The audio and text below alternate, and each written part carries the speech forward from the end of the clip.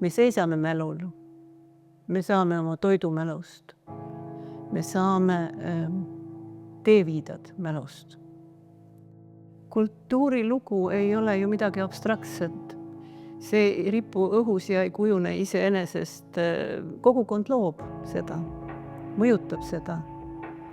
Ja igasugune looming toimubki tegelikult inimeste jaoks. Kogukond ongi ju inimesed. See on Eesti Rahva Muuseum. See on läbilõige meie ühiskonnast, meie inimestest.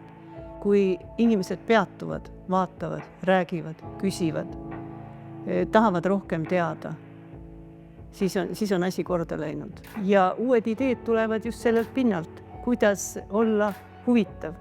See motivatsioon on mind saatnud terve elu. Ma olen kogu aeg teinud seda, mis mind huvitab.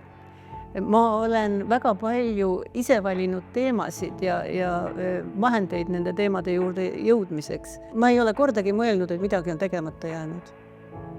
Tõsiselt. Kõik need keskkonnad, kus ma olen viibinud, on olnud väga rikkad, arenevad ja targad.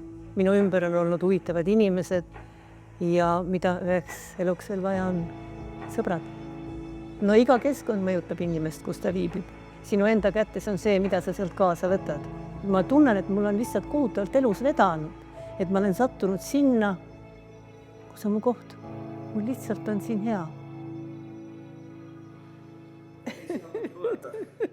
No aga mida ma ütlen, eks ole? Nii ongi, noh.